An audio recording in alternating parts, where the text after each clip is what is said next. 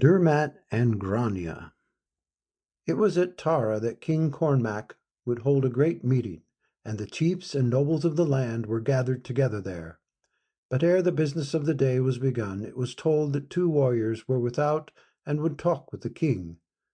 Then did Cormac welcome the messengers, and when he heard that they came from the broad hill slopes of Allen, and bore a message from Finn their king, he said that the meeting should not be held that day, but that he would speak with the warriors alone. And after they had eaten and drunk, Cormac bade them tell their errand. Then spake Oisin, the son of Finn, and he told how his mother had long been dead, and how his father would fain marry Grania, the fair daughter of Cormac. But Cormac made answer, Scarce in all Erin is there a prince that hath not sought in marriage the hand of my daughter, but she hath refused them all. For this cause have I their ill will, for the princess hath ever made me tell how none had won her favour.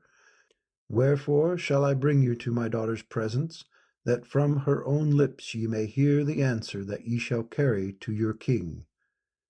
So Cormac went with Oisin the son of Finn, and with Daring his friend to the sunny room of the princess.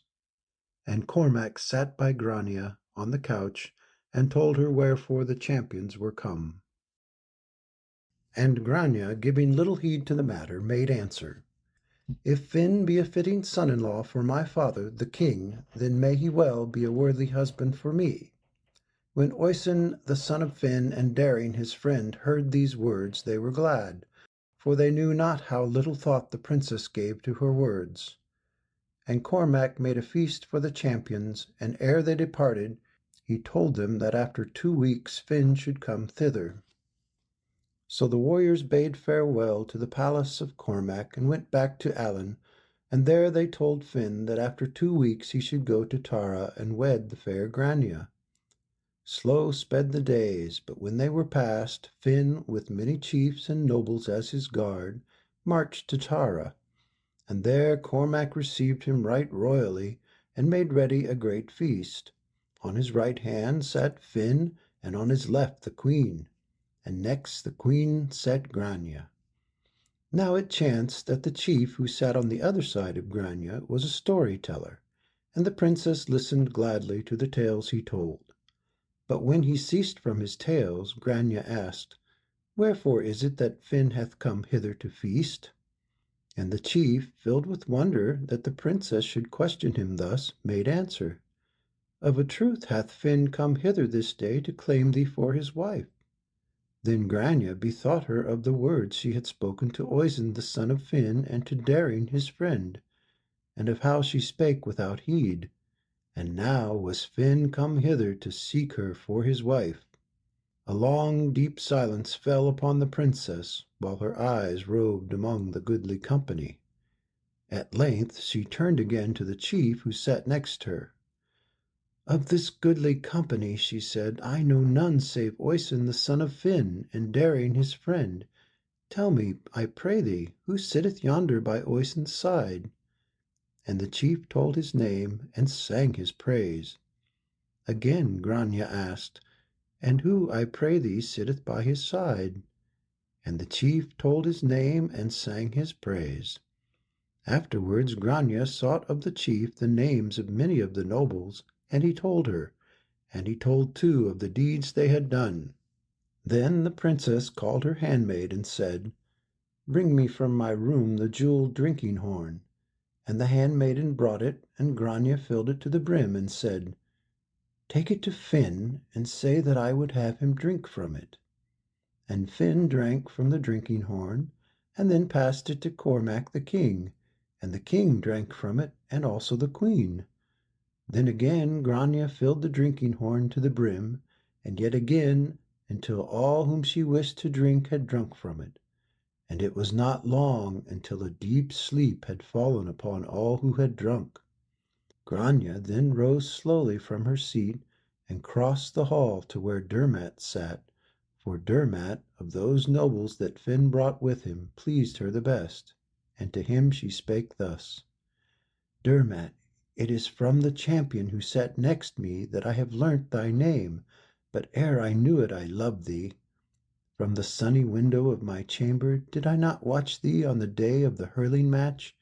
No part didst thou take in the contest till, seeing the game go against the men of Allen, thou didst rush into the crowd, and 3 times didst thou win the goal. My heart went out to thee that day, and now do I know that thee only do I love. Sore is my distress for the heedless words I spake, which have brought Finn hither. Older is he than Cormac my father, and him will I not wed. Therefore I pray thee, flee with me hence." Sore troubled was Dermot as he listened to these words, and at length he replied, "Unworthy am I of thy love, and there is not a stronghold in Erin that would shelter us from the wrath of Finn were this thing to be." When Grania heard the words that Dermot spake, she said, "I place thee under a solemn vow that thou follow me from Tara ere Finn shall wake. And thou knowest there is no true hero but will hold his vow binding even unto death." "Even though we so willed it," replied Dermot, "we could not escape from Tara, for Finn hath in his keeping the keys of the great gate." "Yet canst thou escape if thou wilt," said Grania, "for a champion such as thou canst bound over the highest wall in Erin. By the wicket gate leading from my chamber shall I go forth, and if thou followest me not, alone shall I flee from the sight of Finn." And having spoken thus, Grania went forth from the hall. Then was Dermot in sore plight, for he would not depart from the solemn vow that Grania had laid upon him, and yet he feared lest the princess should not escape the wrath of Finn. And he took counsel of the nobles who had come hither with Finn, and there was not one but said, "Even though death come of it, thou canst not depart from thy solemn vow." Then Dermot arose, and when he was armed he bade his companions a tearful farewell, for he knew they might see his face no more. Forth he went, and with an exceeding light bound he cleared the rampart and alighted on the green grass beyond. And there Grania met him. And Dermot said to the princess, "Even now I pray of thee, return to thy father's home, and Finn shall hear naught of this thing." But Grania's will was firm, and she said, "I will not return now, nor will I return hereafter, for death only shall part me and thee." "Then go forward, O Grania," said Dermot, and the two went forth. But when they were scarce a mile from Tara, Grania told Dermot that she was weary, and Dermot said, "It is a good time to weary, O Grania. Get thee back to thine own household, for I plight thee the word of a true warrior that I will not carry thee from thy father's house." "Neither is there need," answered Grania, "for my father's horses are in a fenced meadow by themselves, and chariots also will you find there. Yoke 2 horses to a chariot, and I will wait for thee on this spot until thou overtake me again." Then Dermot did as Grania said, and he brought the horses and the chariot, and they drove forth. But when they came to the banks of the river Shannon, Dermot said, "Now that we have the horses, it is easier for Finn to follow in our track." "Then," said Grania, "leave the horses on this spot, and I will journey on foot henceforth." And Dermot, when he saw that the princess would not be moved, told her how great was his love for her, and how he would defend her even with his life from the wrath of Finn. And Dermot wed Grania, and they vowed solemn vows that they would be faithful each to each even unto death. Then tenderly did Dermot lift his wife in his strong arms and bear her across the ford, and neither the sole of her foot nor the hem of her mantle touched the stream. Afterwards Dermot led one of the horses across the ford, but the other he left on the far side. Dermot and Grania then walked until they came to a thick wood, and there Dermot lopped branches from the trees and made a hut, and he made for Grania a bed of the soft rushes and of the tops of the birch. And there Grania rested, and there did Dermot bring to her food of the forest and water from a clear spring. It was early dawn at Tara when Cormac and Finn awoke from their deep sleep.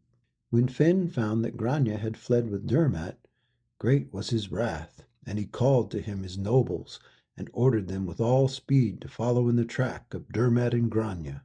And Finn went with them, nor was the track hard to follow until they came to the river Shannon, but there it was lost, and no man could find it. Then was the wrath of Finn so great that he said he would hang his nobles, and not one would he spare, if they did not again find the track, and that with all speed.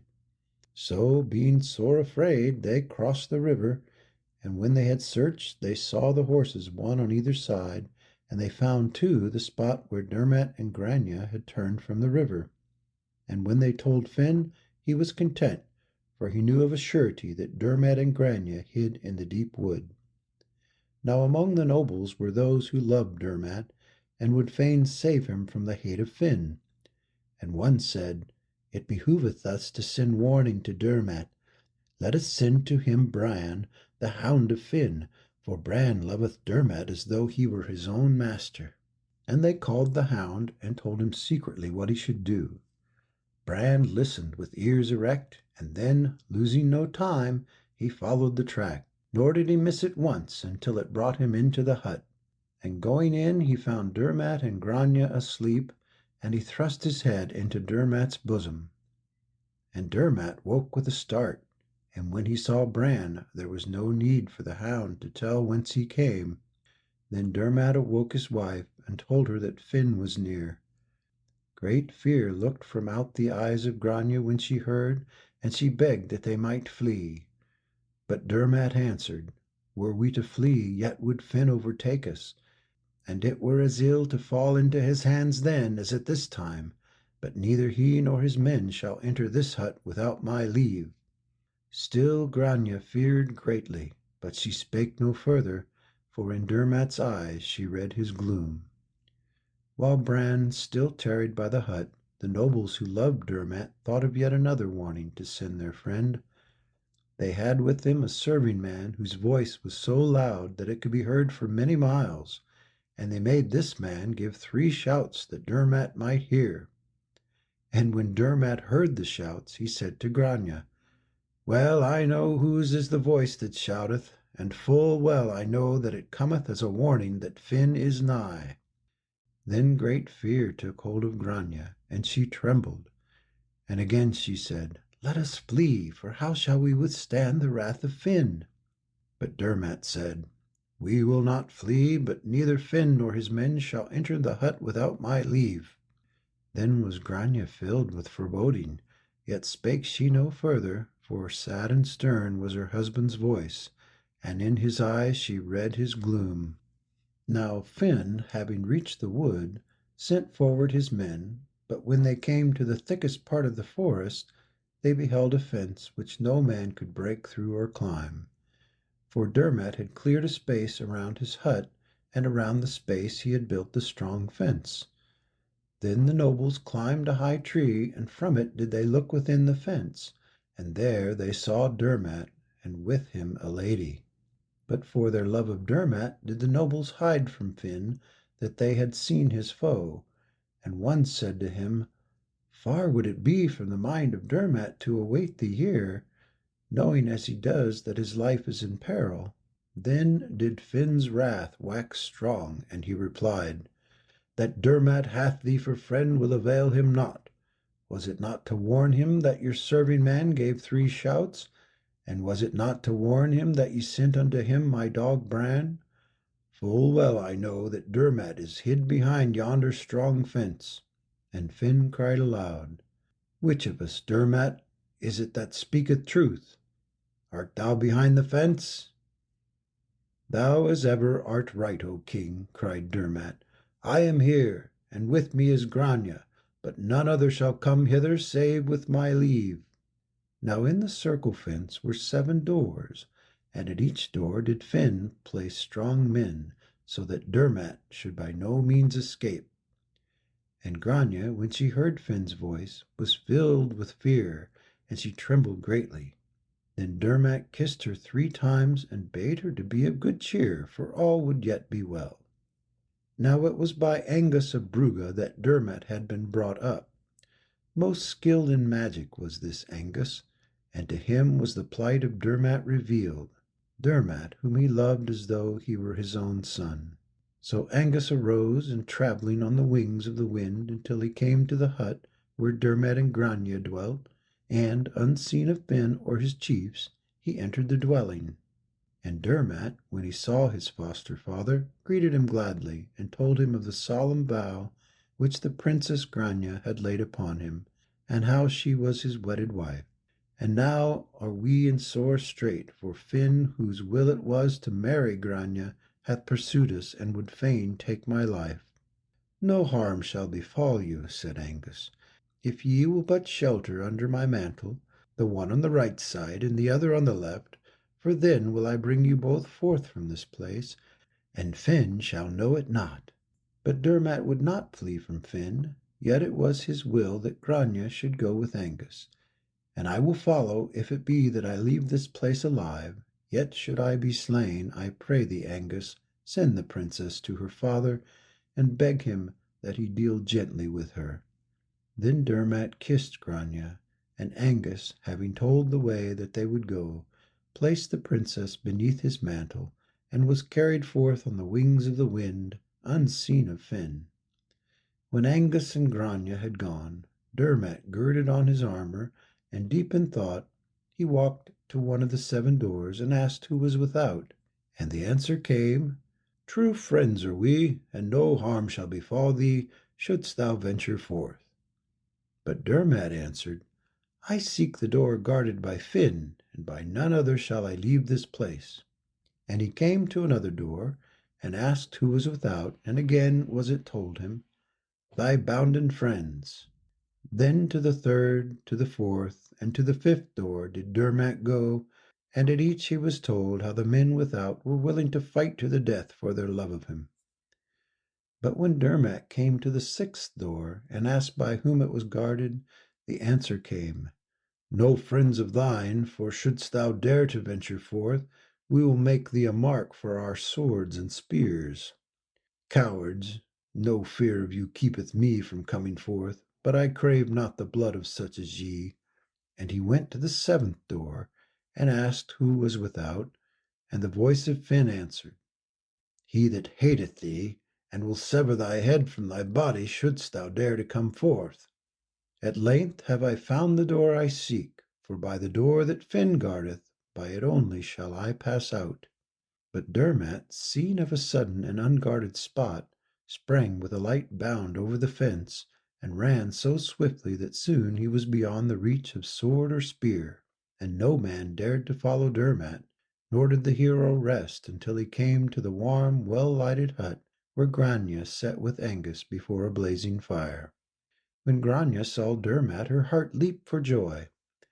Then did he tell her his tidings from beginning to end, and after they had eaten, they slept in peace until the morning brake. And while it was yet early, Angus bid them farewell, and he left with them this morning, knowing that Finn would pursue them still.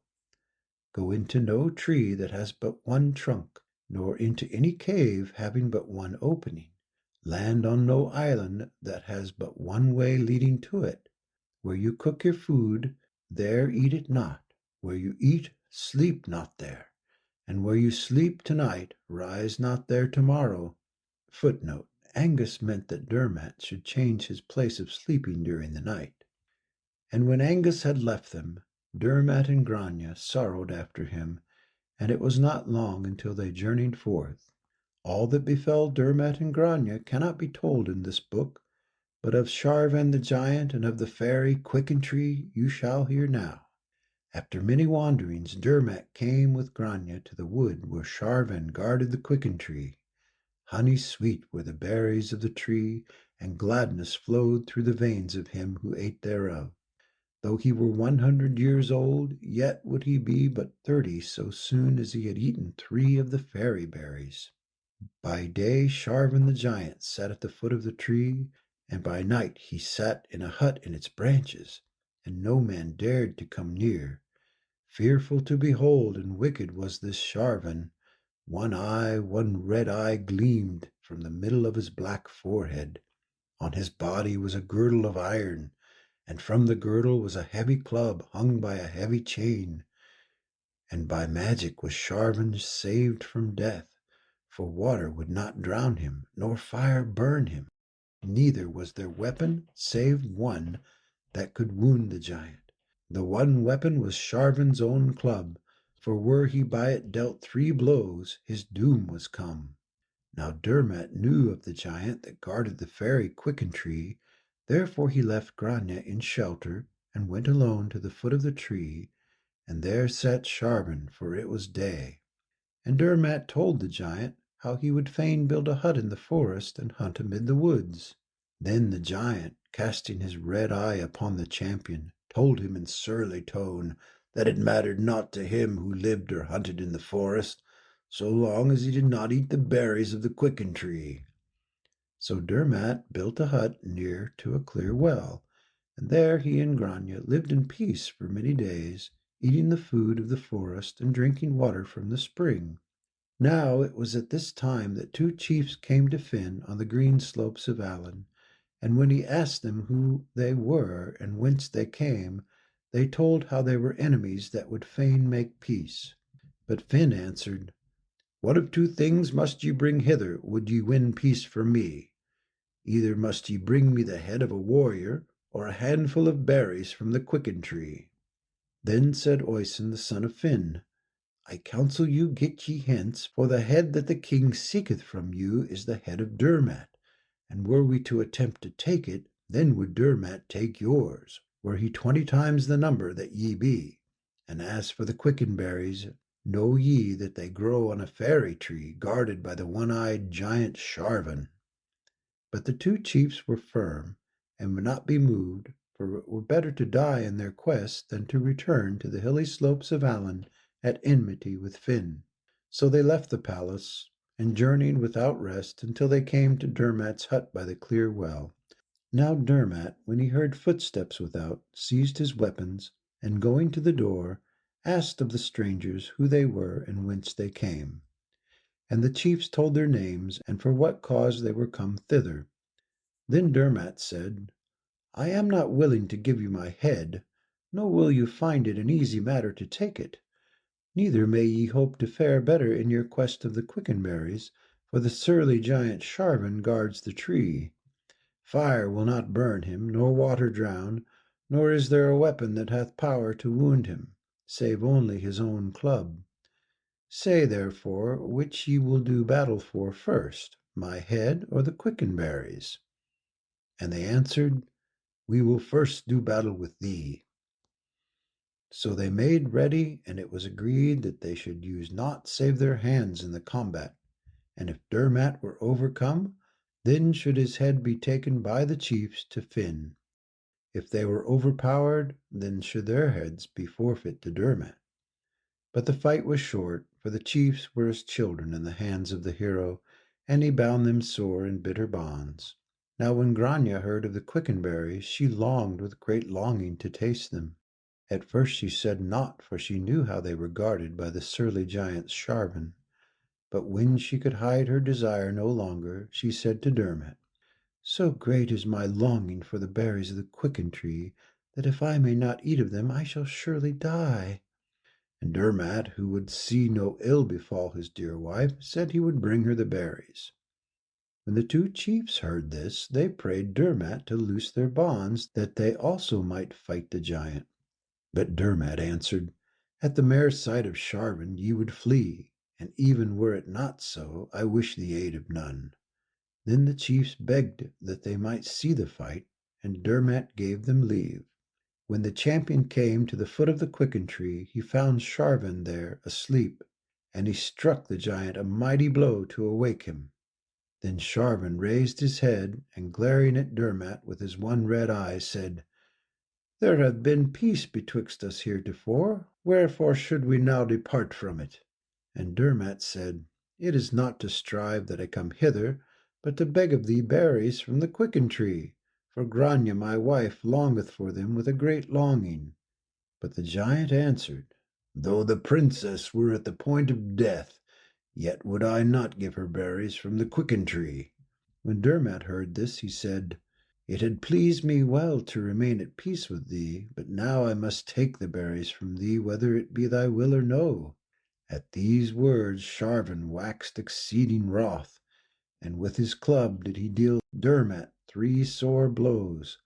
But the champion, recovering, sprung upon the giant, and seizing his great club, he ceased not to belabor him until he fell to the earth a dead man. Then Dermot sat down to rest, and he told the captive chiefs to drag the body of the giant into the wood and bury it, that Grania might not be affrighted. And when they had come back, he sent for the princess. And Grania, when she came to the quicken tree, would not gather the fruit, for she said, I will eat no berries save those plucked by the hand of my husband. So Dermot plucked the berries, and Grania ate and was satisfied. Then the champion gave berries of the quicken tree to the captive chiefs, saying, Take these to Finn, and so win your peace. And this he said as though they were free men.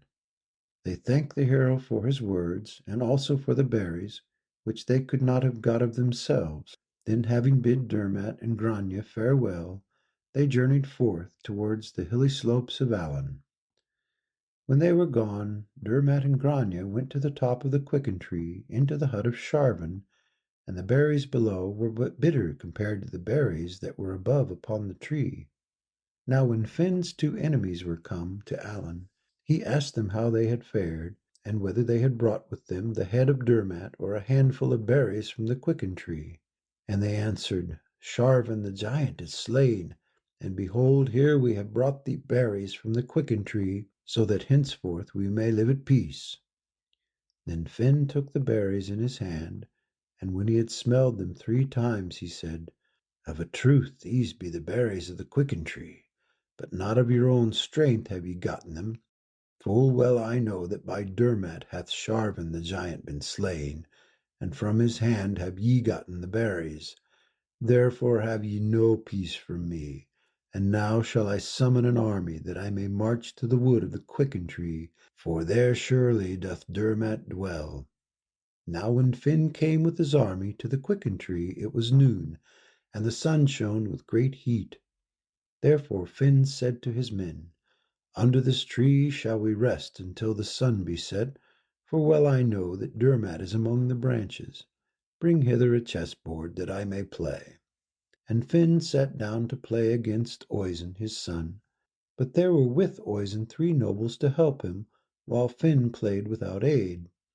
With care and skill did they play, until at length Finn said to his son, I see one move, Oisin, that would win thee the game. Yet is there none of thine helpers that can show thee how thou mayest win? Then Dermot, who had watched the game from among the branches overhead, spoke aloud to himself the move that should be played. And Grania sat by her husband ill at ease. It matters not, Dermot, she said, whether Oisin win or lose the game, but if thou speakest so that they hear, it may cost thee thy life.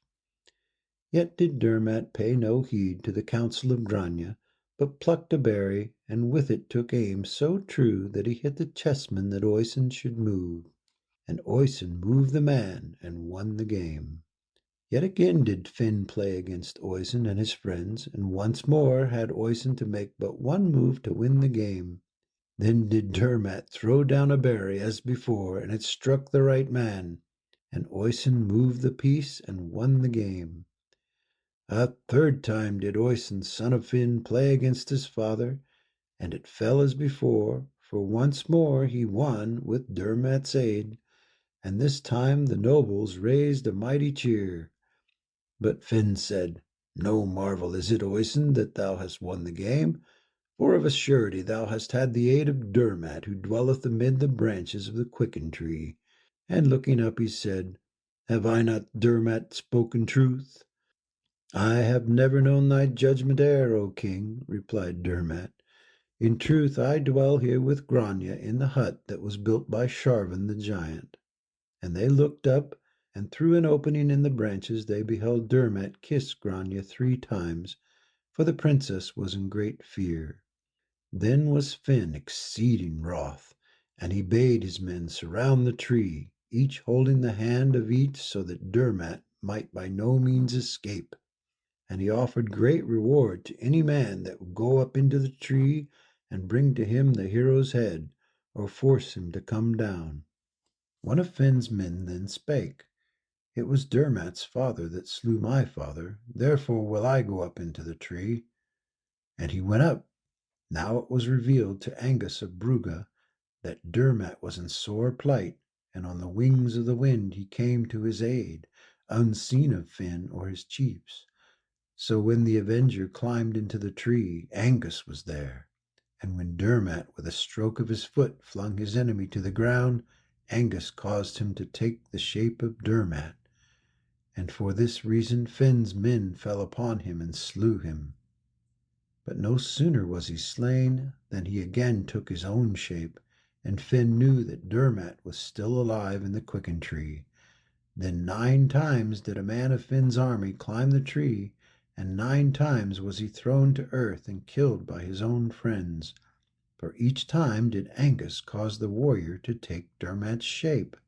When Finn saw 9 of his men lie dead before him, his heart failed him, and his soul was filled with bitterness. At this time Angus said that he would take Grania away with him.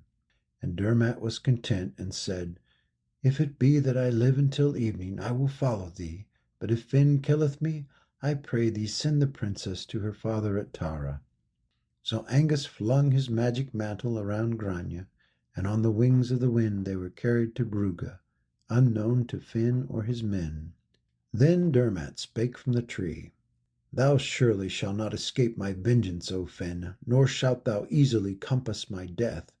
Oft have I cleared the way for thee when thou didst go forth to battle, and oft have I sheltered thy retreat when thou didst quit the field. Yet art thou unmindful of mine help, and I swear that I will be avenged." When the hero ceased from speaking, one of Finn's nobles said, "Dermat speaketh truth. Now therefore grant him thy forgiveness."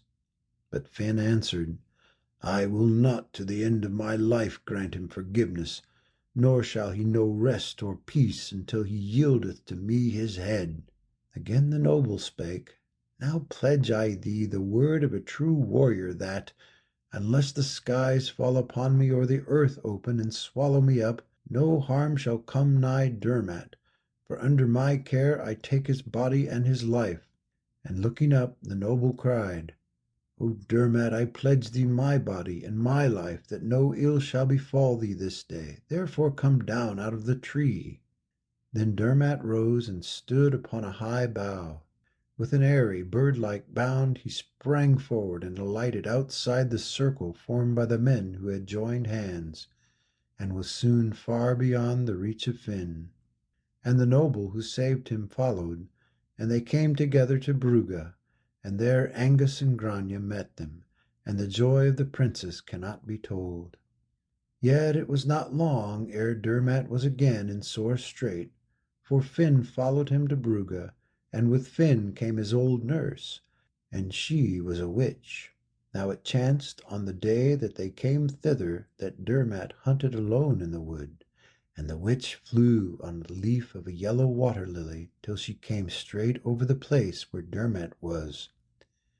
Then through a hole in the leaf she aimed deadly darts at the hero, and though he was clad in strong armor they did him great hurt.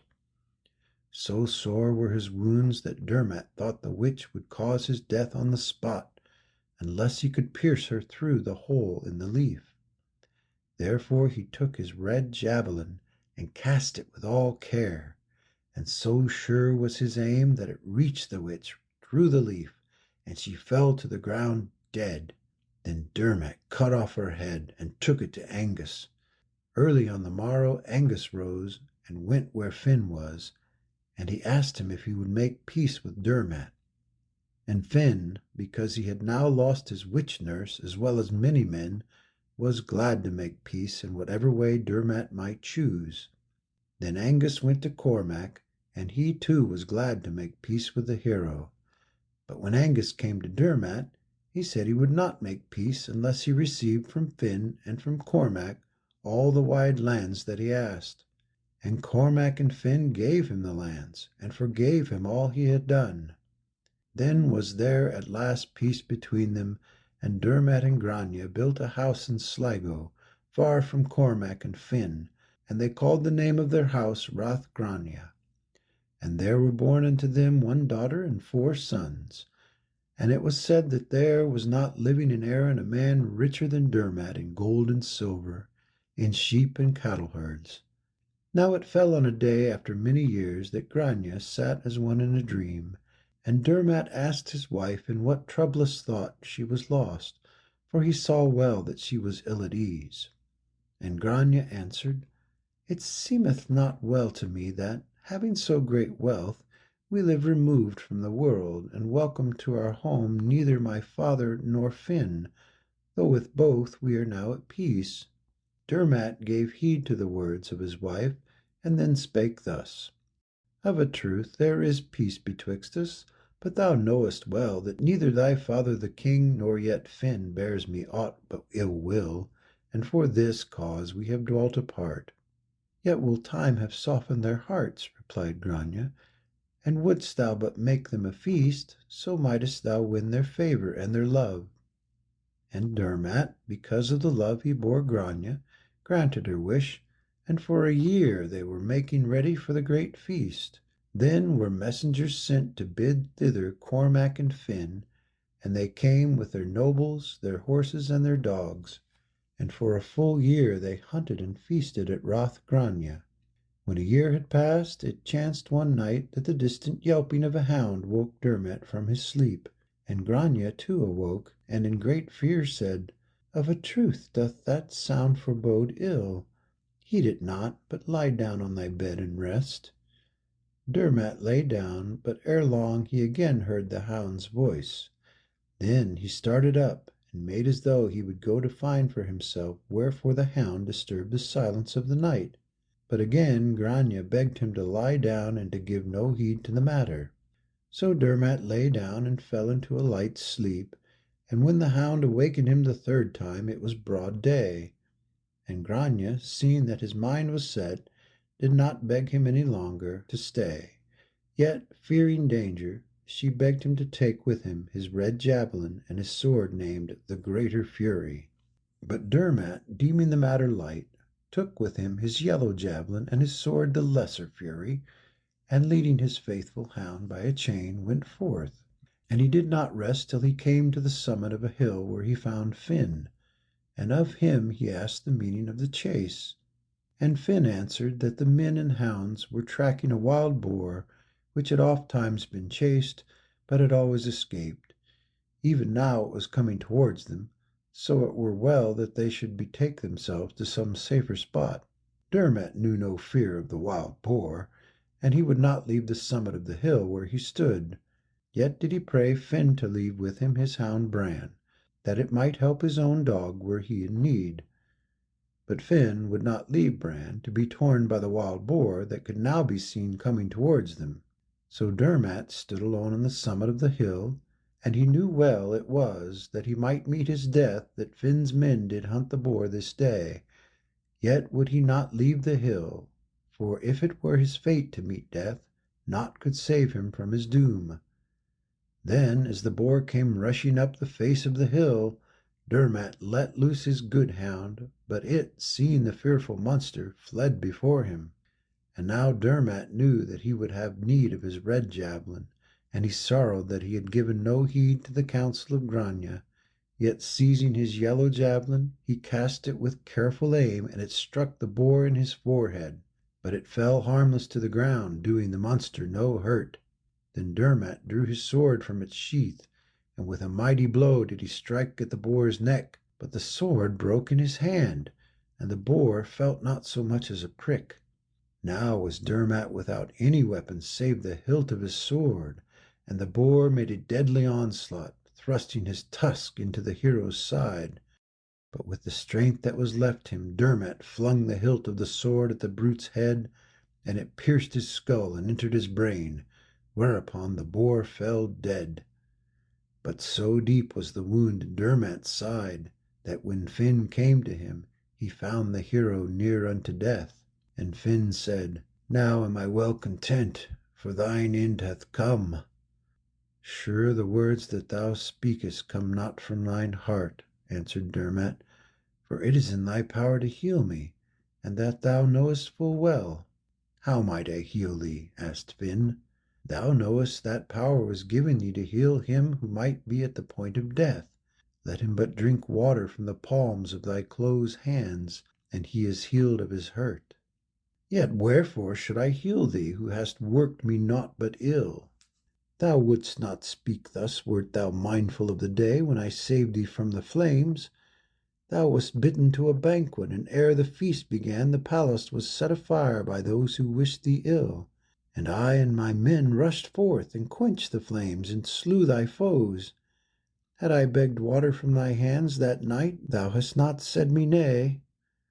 Thou forgettest that but for thee the fair Grania were my wedded wife. Of a surety am I not blameworthy in this matter, O Finn? For Grania laid upon me a solemn vow that I should follow her from Tara ere thou shouldst wake from thy sleep. And I took counsel of many nobles, and there was not one but said, even though death come of it, thou canst not depart from the solemn vow that Grania hath laid upon thee. And now I pray of thee, let me drink from thine hands, else surely death will overtake me in this place. From many another deadly strait have I delivered thee, yet hast thou forgotten them all. But the hour will come when surely thou wilt need my help, shouldst thou let me die this day.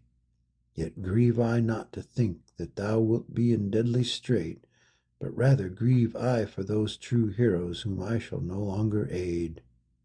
Then one of the nobles, hearing these words, prayed Finn that he would let Dermat drink from his hands. Finn replied, "I know not of any well on this hill whence I can bring water." But Dermat said, "Right well thou knowest that hidden by yonder bush is a well of crystal water. No more than 9 paces must thou go to reach it. Let me, I pray thee, drink from thine hands." Then Finn went to the well, and in his 2 hands tightly together did he bring the water towards Dermat. But as he came nearer he spilled it through his fingers, saying that he could not in such manner carry water so far. But Dermat believed him not, and said, "Of thine own will hast thou spilled the water. I pray thee, go once more to the well and bring me a drink, or I die." Again the king went to the well, and with failing sight did Dermat follow the dripping hands that came nearer and yet more near. But of a sudden Finn thought of Grania, and a second time was the water spilled, and when Dermat saw it he uttered a piteous cry.